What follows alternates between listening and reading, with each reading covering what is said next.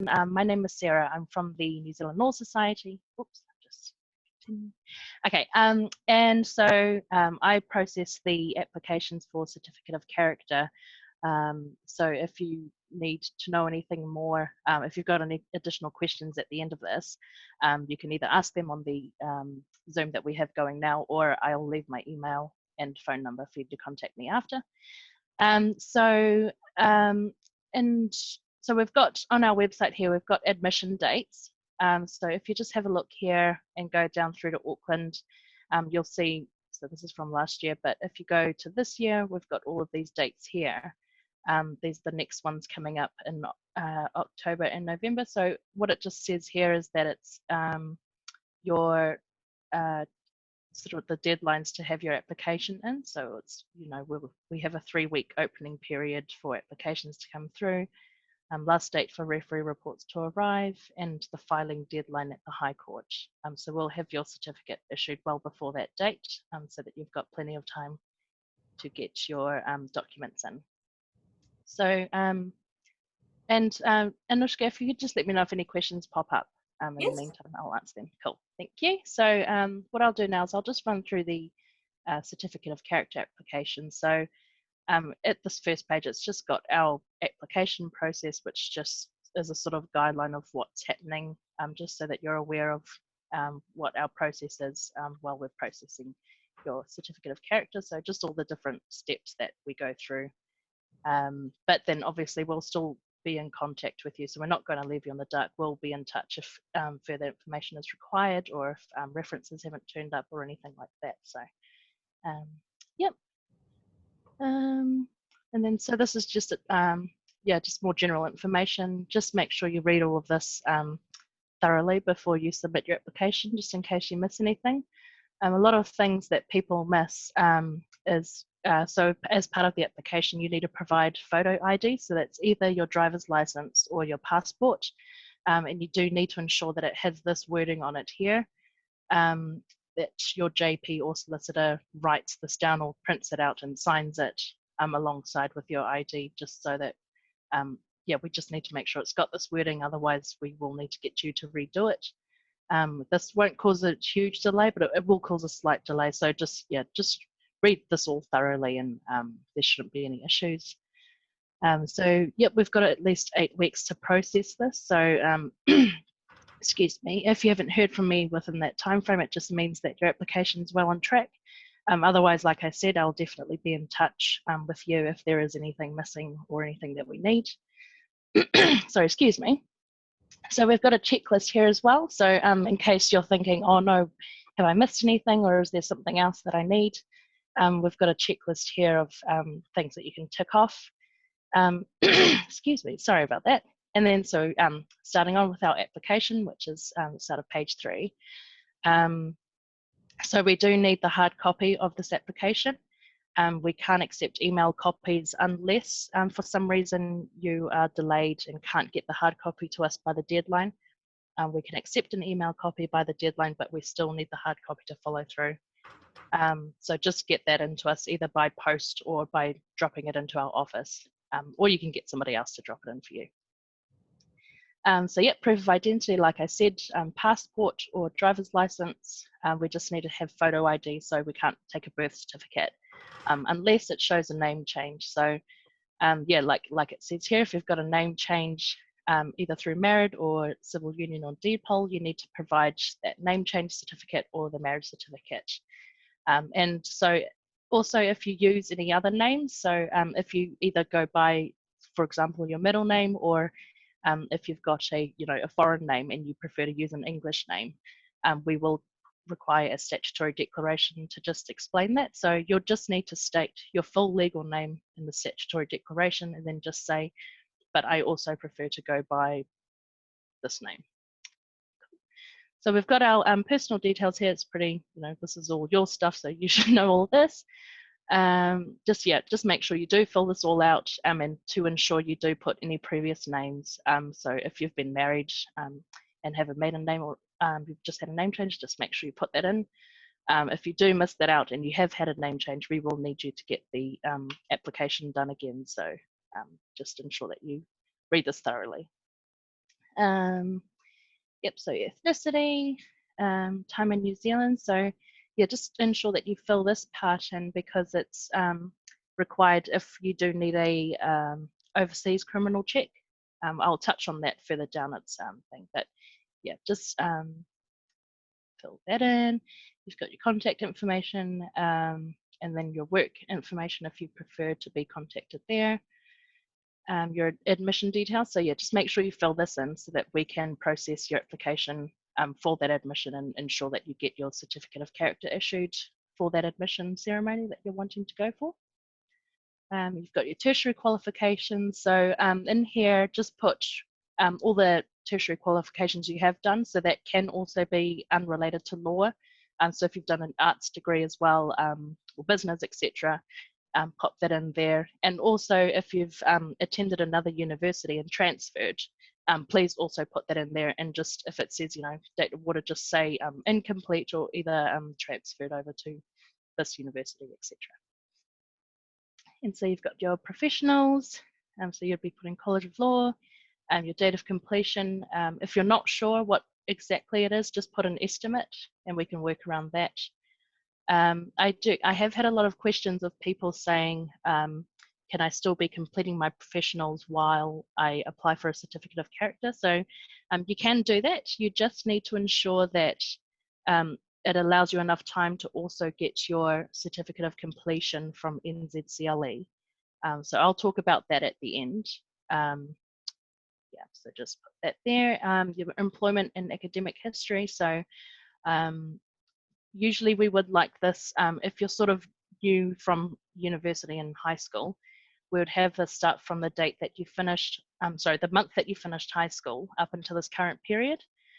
Otherwise, if that was more than 10 years ago for you, then just do the past 10 years. And just ensure that there's no gaps for longer than a month. So, if you're traveling or unemployed, just make sure you put that because then our panel will say, well, what were they doing here? Were they employed? So just anything like travel, unemployment, just make sure you put that in here as well. And list it up into this current period. So not to the date where you apply for, just say up until current so that you have all the gaps accounted for. That's just continued in case you need more space. So a lot of people, yeah, they do ask as well if they need, they need more space and there's not enough here, then you can just print out another page of this and add it on. That's not a problem. Okay, cool. So we're on to our references now. So as you may be aware, you are required to provide references as part of this application. So just read this section thoroughly, basically, because it's dependent on each person individually because of your employment situation. So just quickly go here first. So it's if you've been employed for 12 months or more, then you need this number. If you've been employed for less than 12 months, then you must provide this. So just read all this and see which category you come under. And it's also talking about if you've been a resident for 5 years or more, or less than 5 years, or not at all. So yeah, just have a look at this section and then just ask me any questions if you've got anything on that. And then so just going back up from this, so alongside your employer references, you'll need at least 2 general references as well that can speak to your character. So these would usually be friends, like family friends, but it can't be a relative. So, and they need to be preferred referees. So basically a preferred referee is just someone that's part of a professional membership where we can find their details online on an online register. So for example, you've got the Nursing Council, they've got an online register. You can search any nurse on there that can confirm their membership. All of these, this whole list here, they've all got an online register where you can find the details. Ones that haven't been listed here are, we've got electricians as well, pharmacists as well. So just as long as they've got an online register where we can find them. Sarah, we've just had a question come through. Yeah. They just asked, do we need to include part-time work that they complete during university? Yes, you do. Yeah. So just if you've had any employment that's sort of gone for more than a month, then just list that. But if it's something, very casual that you do like one-off, or, that's been like a week, just don't worry about putting that. But yeah, usually if the employment's gone over for a month, even if it is part-time or casual, if the employment there is more than a month, then I would list that. Yeah. Okay, thank you. No worries. And then, yep, so yeah, just basically anyone that, we can find that's been in a professional membership on, you can search them online. So any of these ones here, and who cannot be a referee is someone that's a member of your family, of course. So anyone blood related, so that's also cousins and people that have married into the family as well, we can't accept. We can accept your health professional, so as long as they know you in a personal capacity as well. So if it's just your doctor, they'll only be able to say, oh, this person is healthy, or, this person has great teeth. But we need to know that they can speak to your character as well and know you outside of that. So some people actually do use their health professionals because they're also family friends. So, but if it's just purely a health professional, we can't accept that. That's the same deal with university lecturers. So yeah, unless they are acquainted with you outside the university or know you outside in the capacity of an employer. And then, yeah, like I said, someone that's sort of married into the family. Or yeah, like if, if you get Mr. John, provide a reference, you can't get Mrs. John. So just choose one of them, yeah. Additional references, yeah, so we may, if we assess your application and references, the panel may request additional ones if the current ones aren't sufficient, just a heads up. Sarah, we've had another question come through just around the references. Yeah. Can lawyers who work in the same law firm be a preferred referee, or so someone in another team but not necessarily your employer? Also, like as a general reference? I believe so, yes. Yeah. Yep. So yeah, no, they definitely can be, but just as with the other ones, as long as they know you outside of work, so like in a personal capacity as well. So if you know them only in a professional capacity, they may not be able to fully speak to your character. So it's more so if they just know you in a personal capacity, like outside of work, then that would be acceptable. And if it's your employer referee, they need to be someone that works directly above you, sort of thing. Is that right? Yes, that's correct. Yep. So like your direct supervisor or manager would be preferred. Yeah. Okay, thank you. Cool. No worries. So yeah, and like I've touched on before, it's just all the this is the different guidelines that sort of apply to different people. So just read that thoroughly and see which category you come under. Blah, blah, blah. Yeah, it's just that. So then we've got references here, and just for you to pop in your name and contact details for your references.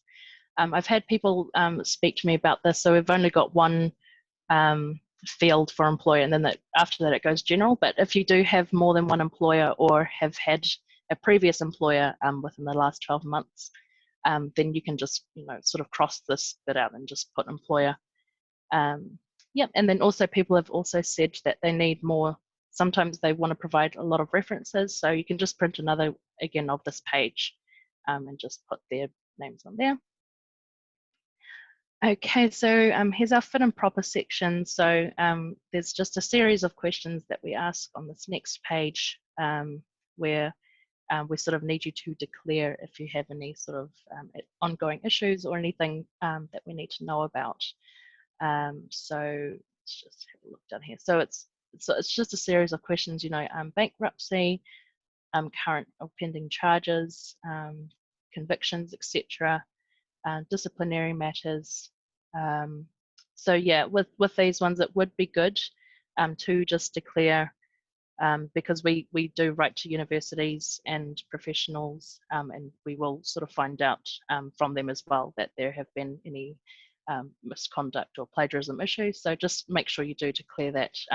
That doesn't necessarily mean at all that you won't be admitted. It's just as part of your application, you would need to be open and honest about that. And we'll do like So with university plagiarism or misconduct issues, that one is sort of considered minor for us. It still does need to be declared, but it's a sort of lesser, what do you call it, issue.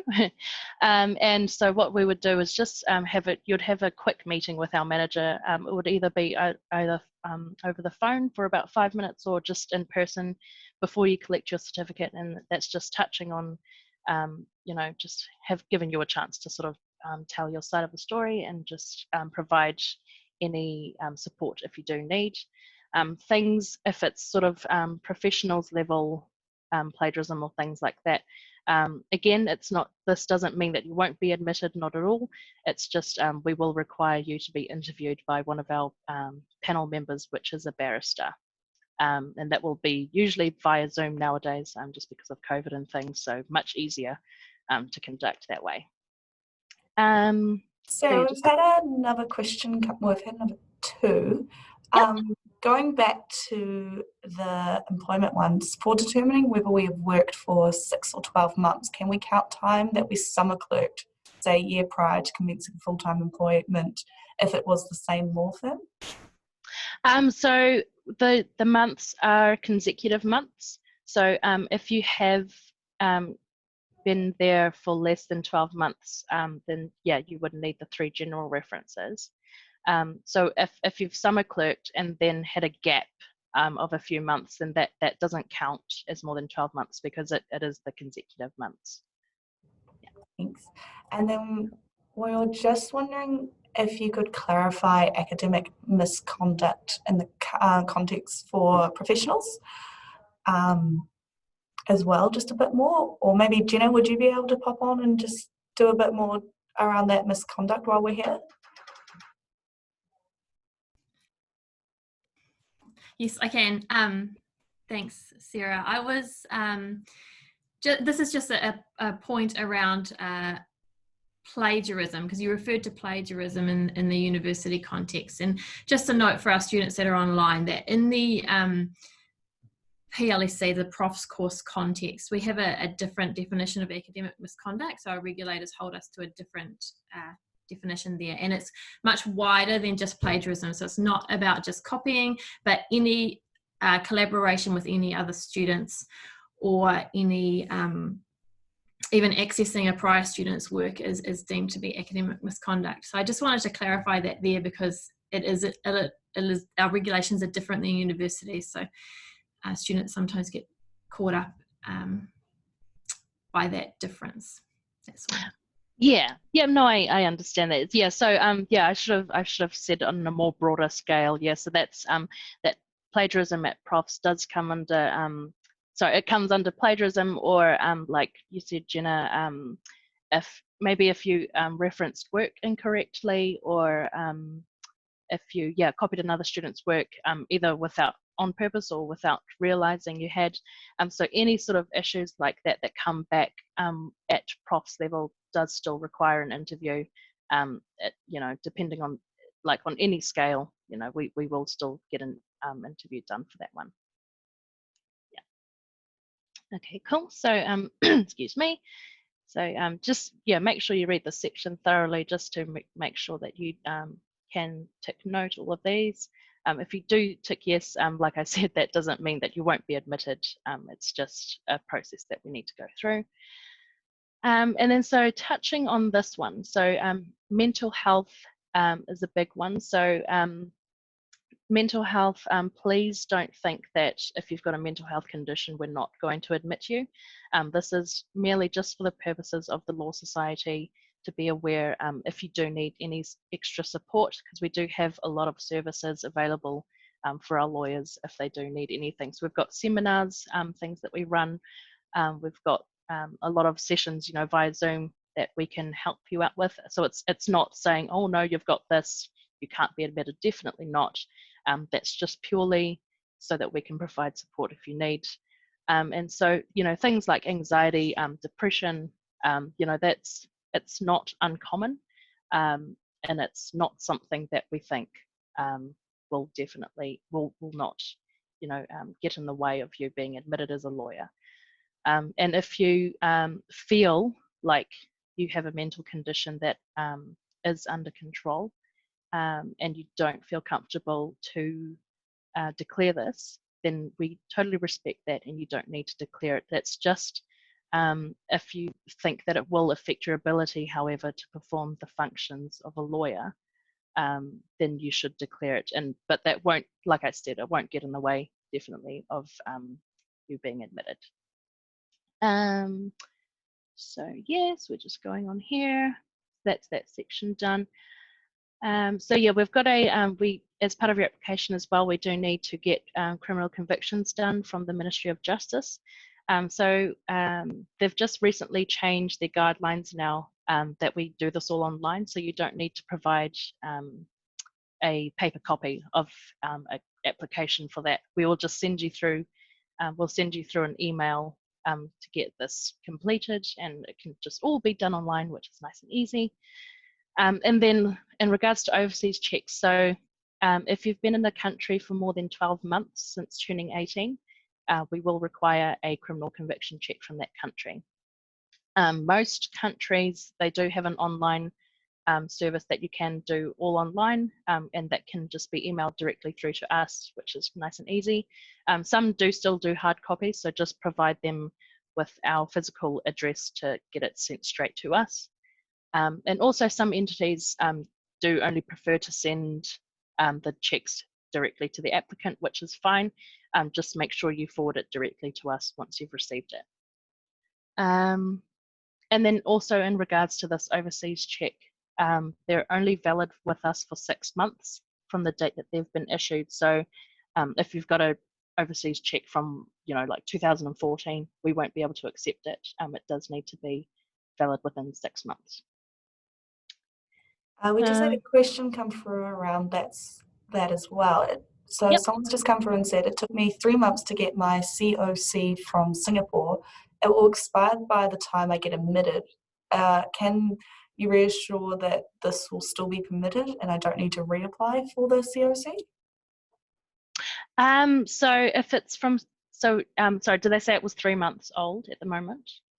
I think they said that it took 3 months to get from Singapore and it's going to expire by the time they get admitted. Okay, so if it's okay if the thing, if the check has expired at the date of your admission, so say that if you're going for the October, if it's expired, then it's fine. It just needs to be current while we're processing it. So we will be, for the October admission, issuing certificates around late August or early September. So you'll need to ensure that it's current during that time with us. But if it does expire during our processing time, you will need to reapply for one. If there is a Singapore online application, I have actually sent that through to a previous applicant, which was all done online. So what I'll do is I'll leave my email with you guys, and if that person, if they can just email me, and I'll be able to flick them through that check stuff if their overseas check expires within our processing time. Perfect, thank you. Cool, sweet. So yeah, this is just touching on the overseas check. So if you've lived in the country for more than 12 months since 18, then you'll need that you'll need that overseas check. If you've been on a university exchange for less than 12 months, we don't need to get an overseas check. But if you have been on a university exchange for more than 12 months, we will still need an overseas criminal check. So this is other jurisdictions. So you need to list if you've been admitted as a lawyer elsewhere. And if you have been, you will require an original certificate of standing to be either posted to us or emailed to us from that relevant authority.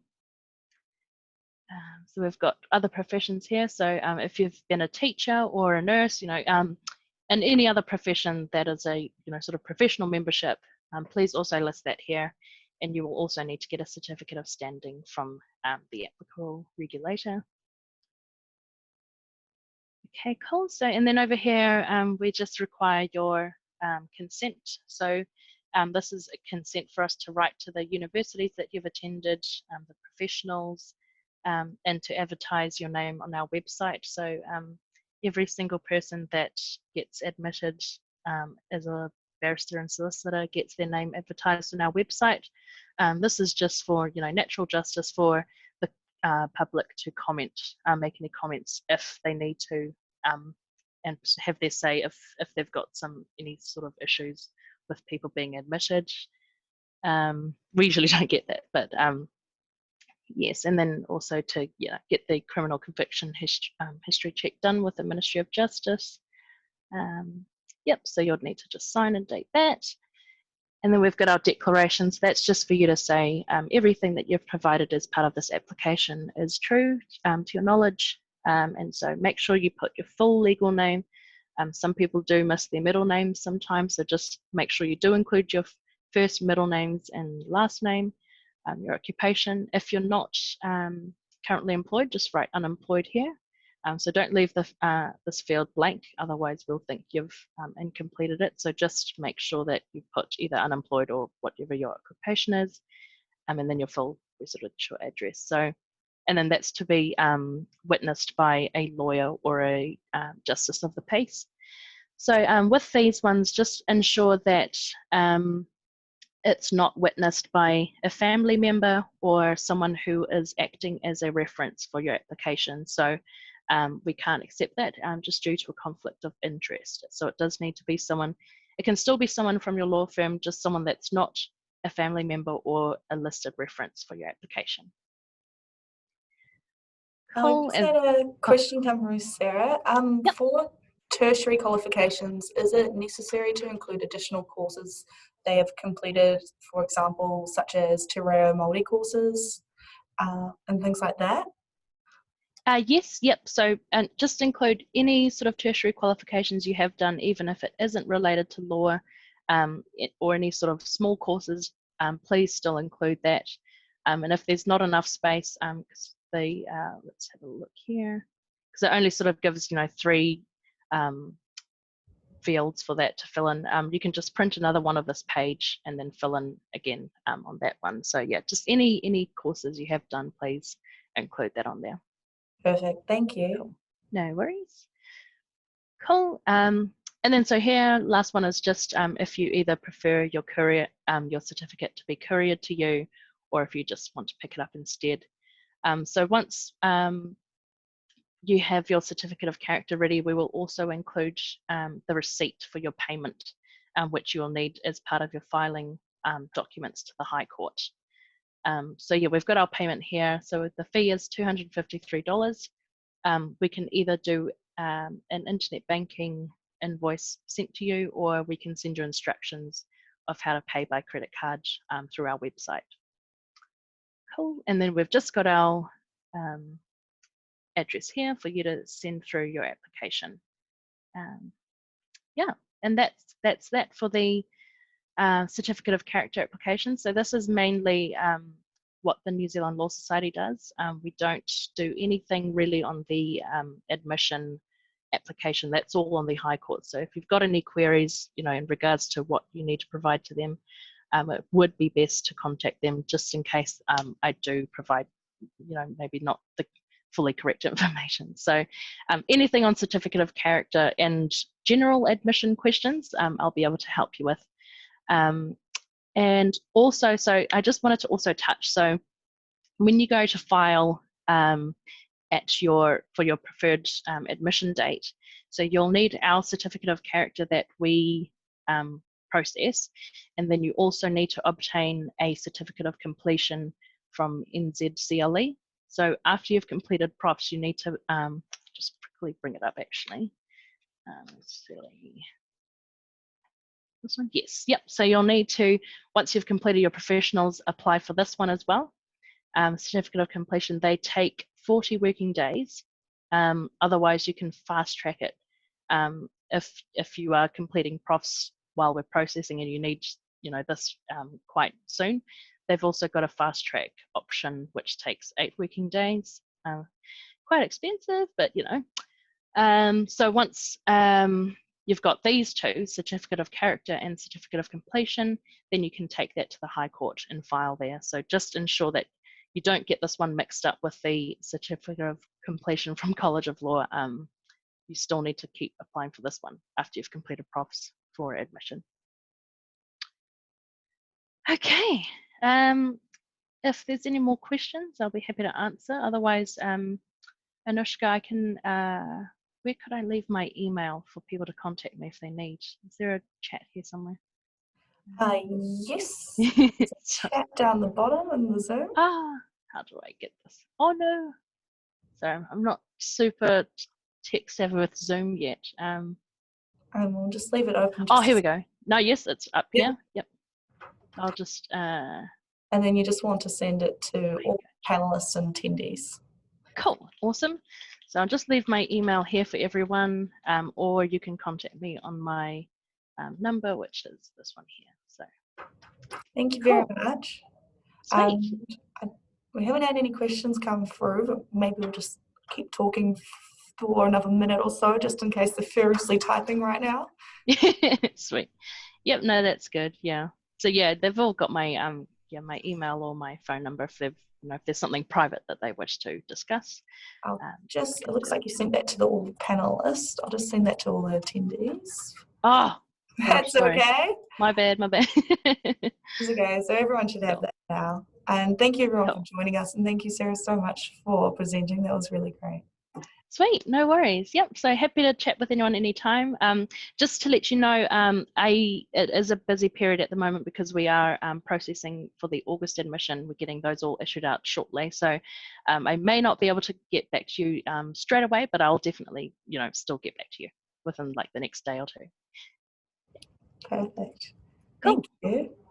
I think there's no more questions. So thank you everyone for joining. Cool, awesome. Thanks for having me, guys. And look forward to hearing from all of you with your applications. Cool. Thank you all. Sweet. Thank you. Bye.